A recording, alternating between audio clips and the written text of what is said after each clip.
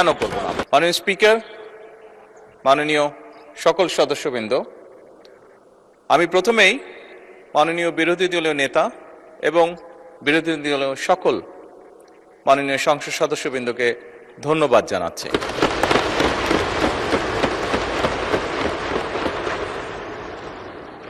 আজকে যে বিষয়টি নিয়ে আমরা এতক্ষণ এখানে আলোচনা করলাম, অবশ্যই যে বিষয়টি একটি গুরুত্বপূর্ণ বিষয় সকলের জন্য, যে বিষয়টি বিরোধী দলীয় নেতা উপস্থাপন করেছেন এখানে।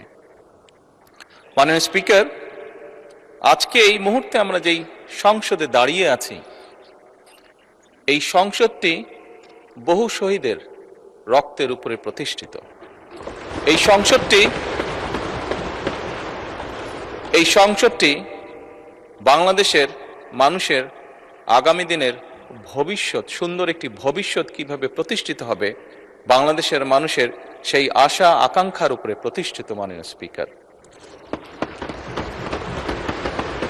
এবং সেজন্যই মাননীয় স্পিকার, আজকে এই সংসদে আমরা যে বিষয়টি নিয়ে মাত্র আলোচনা প্রায় শেষ প্রান্তে এসে দাঁড়িয়েছি, সেই বিষয়টি নিয়ে হয়তোবা আমাদের মধ্যে মতপার্থক্য রয়েছে, তবে নিঃসন্দেহে কেউই আমরা অস্বীকার করছি না বিষয়টি একটি অত্যন্ত গুরুত্বপূর্ণ বিষয়।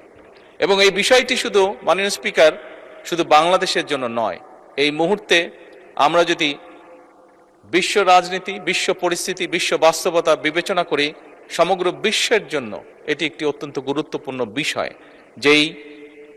যেভাবেই আমরা বলি না কেন, যেই পরিস্থিতির ভিতর দিয়ে আমরা যাচ্ছি, সমগ্র বিশ্ব, বাংলাদেশ সহ প্রত্যেকটি মানুষ, প্রত্যেকটি দেশ, প্রত্যেকটি জাতির জন্য এটি একটি গুরুত্বপূর্ণ বিষয়।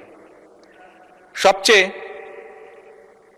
ভালো যেই বিষয়টি আজকের আলোচনার, সেটি হচ্ছে, আমি মনে করি একজন রাজনৈতিক কর্মী হিসাবে আমি মনে করি যে আজকের এই সংসদের প্রত্যেকটি সংসদ সদস্য, আজকে এই সংসদে প্রত্যেকটি রাজনৈতিক দল, আমরা মনে হয় একটি জায়গায় উপনীত হয়েছি যে আমাদের আর যা কিছু ব্যাপারে মতপার্থক্য থাকুক না কেন, দেশ এবং দেশের মানুষের স্বার্থ রক্ষার ব্যাপারে আমাদের কোনো মতপার্থক্য নেই।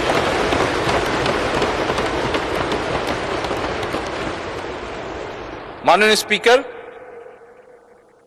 সকল সময় আমার দলের পক্ষ থেকে আমি বলতে পারি, দেশ এবং দেশের মানুষের কোনো বিষয় যদি আমাদের সামনে কেউ উপস্থাপন করেন, যদি আমাদের কাছে দেশ এবং দেশের মানুষের স্বার্থের ব্যাপারে কেউ কোনো প্রস্তাবনা দেন, আলোচনা করতে চান, পরামর্শ দেন, সুপারিশ দেন, বাংলাদেশ জাতীয়তাবাদী দল সকল সময় প্রস্তুত সেই বিষয়ে আলোচনা করার। সেটি আমরা যে অবস্থানেই থাকি না কেন, সকল সময় আমরা সেই প্রস্তাব গ্রহণ করতে, সেই প্রস্তাবে আলোচনা করতে আমরা রাজি আছি। বিরোধী দলীয় নেতা একটি প্রস্তাব দিয়েছেন যে আমরা বিরোধী দল, সরকারি দল সকলে মিলে কেন আমরা আলোচনা করতে পারি না। আমি সংসদকে অবহিত করতে চাই সংসদ নেতা হিসাবে যে অবশ্যই আমরা বিরোধী দলকে আমন্ত্রণ জানাবো, আমাদের অবস্থান থেকে আমরা বসবো, আমরা আলোচনা করব, আমরা ওনাদের প্রস্তাব দেখব। যদি ওনাদের প্রস্তাবে বাস্তবতার নিরিখে যদি কোনো কিছু থাকে যেটি বাস্তবায়ন করা সম্ভব, অবশ্যই আমরা তা করব। কেন করব না? কারণ আমরা যে অবস্থানেই, যে এই ফ্লোরের যেদিকেই বসি না কেন, বাংলাদেশের মানুষ আমাদেরকে এখানে পাঠিয়েছে তাদের স্বার্থ দেখার জন্য।